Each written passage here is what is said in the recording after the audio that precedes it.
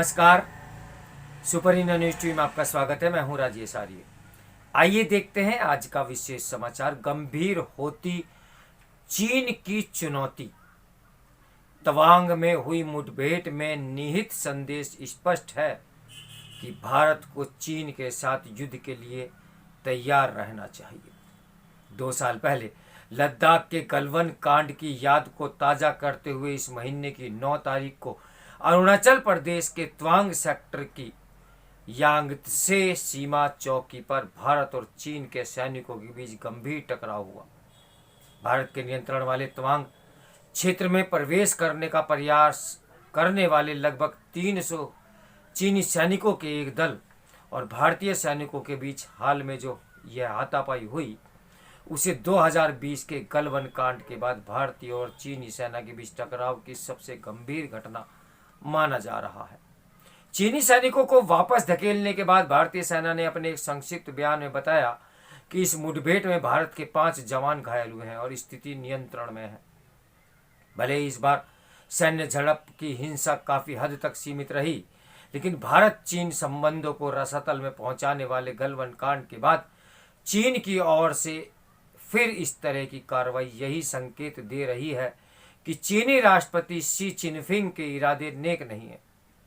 ऐसी आशंका इसलिए बलवती हो रही है क्योंकि कोविड को लेकर घोर विफलता के कारण चीनी राष्ट्रपति और उनकी कम्युनिस्ट सरकार चीन में उठ रही जनाक्रोश की लहर से सहमे हुए हैं।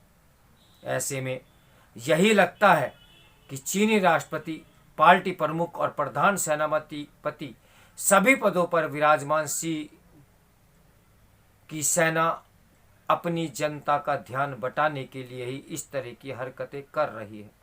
ऐसा मानने वालों की भी कमी नहीं कि जनाक्रोश को ठंडा करने के लिए शी कभी भी भारत या ताइवान के साथ युद्ध के हालात पैदा कर सकते हैं।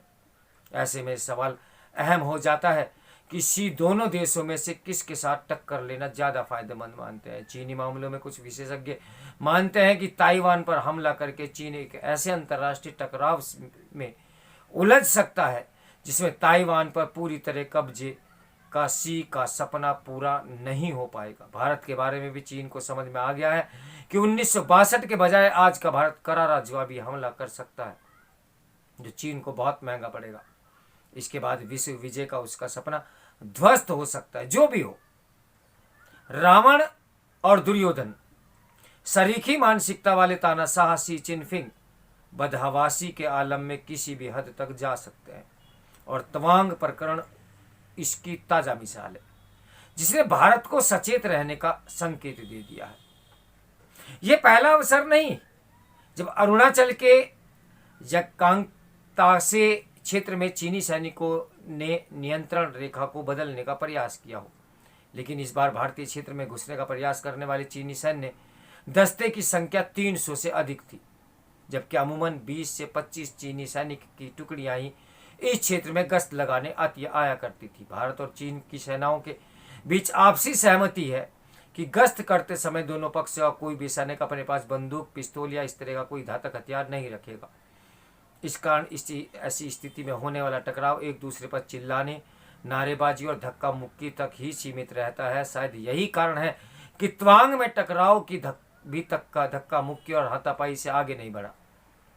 वहीं जून 2020 में गलवान में चीनी सैनिकों ने निहत्थे रहने के नियम का पालन करने के बजाय पहले से ही तैयार किलो की वेल्डिंग वाली लोहे की राड और बाढ़ की तारों से लैस डंडे जैसे घातक हथियारों से भारतीय सैनिकों पर एकाएक हमला बोल दिया था। उस हमले में भारतीय कमांडर सहित 20 सैनिक बलिदान हो गए थे, लेकिन समय पर भारतीय सेना की नई कुमुंद के पहुंच जाने से बाजी पलट गई। चीन सरकार ने गलवान में अपनी हताहत सैनिकों पर साल भर चुप्पी साधे रखी और बाद में केवल 4 सैनिकों के मरने की बात स्वीकारी। हालांकि अमेरिका समेत कुछ देशों ने चीन में सक्रिय खुफिया तंत्रों ने बाद में दावा किया कि इस मुठभेड़ में चीन के 42 सैनिक मारे गए थे। सैटेलाइट तस्वीरों ने भी इस बात की पुष्टि की थी। तवांग में झड़प ने सिद्ध किया कि इस क्षेत्र में भारतीय सेना की तैयारी बहुत मजबूत है और हमारे सैनिक इस तरह की स्थिति से निपटने में पूरी तरह तैयार है। इससे पहले ऐसे समाचार आते रहे हैं कि चीन ने भारत के साथ लगने वाली अपनी करीब 3500 किलोमीटर लंबी सीमा के साथ साथ न केवल साल भर चालू रहने वाली सड़कों का तंत्र विकसित किया हुआ है, बल्कि राष्ट्रपति शी की व्यक्तिगत पहल पर इस सीमा के कई क्षेत्रों में 600 से अधिक ऐसे नए गांव बसा लिए हैं जिनमें पक्के घरों से लेकर सड़क, बिजली, स्कूल और ब्रॉडबैंड इंटरनेट सुविधाएं भी उपलब्ध है। इसके पीछे चीन की मंशा न केवल इस क्षेत्र में अपनी सैन्य शक्ति को मजबूत करना है, बल्कि इस इलाके पर अपना दावा मजबूत करने के लिए वहां स्थायी रूप से नागरिकों को बसाना भी है। सीमा पर गांवों को बसाने में राष्ट्रपति शी की व्यक्तिगत रुचि को इससे समझा जा सकता है कि पिछले साल अगस्त में अचानक तिब्बत यात्रा के दौरान उन्होंने अरुणाचल से लगने वाली सीमा की भी यात्रा की थी और इस तरह के एक गांव में भी गए थे। लेकिन सीमा पर उनकी इस यात्रा का असली उद्देश्य अपनी सैन्य तैयारियों का जायजा लेना था। तवांग क्षेत्र में चीन की नई आक्रामक हरकत इस मायने में भी बहुत बड़ी गंभीर है कि भारत सरकार चीन के साथ साथ विश्व को स्पष्ट कर चुकी है कि चीन जब तक भारतीय सीमा पर तनाव कम नहीं करता और अपनी सेनाओं को पहले वाले स्थानों पर वापस नहीं ले जाता, तब तक कोई बात नहीं की जाएगी। चीन इससे परेशान है कि भारत अपनी इस नीति पर कायम है। तवांग में उसकी हरकत उसकी खिसियाहट भरी प्रतिक्रिया भी हो सकती है। इसमें नई दिल्ली के लिए निहित संदेश भी स्पष्ट है कि भारत को चीन के साथ युद्ध के लिए भी तैयार रहना होगा, क्योंकि कुत्ते की दुम कभी सीधी नहीं होती। मैं अपने पुराने समाचारों में भी ये बात अंकित कर चुका हूं, तो मेरे साथ बने रहिए सुपर इंडिया न्यूज टीवी की ब्रेकिंग न्यूज के लिए। नमस्कार, मैं हूं राजेश आर्य।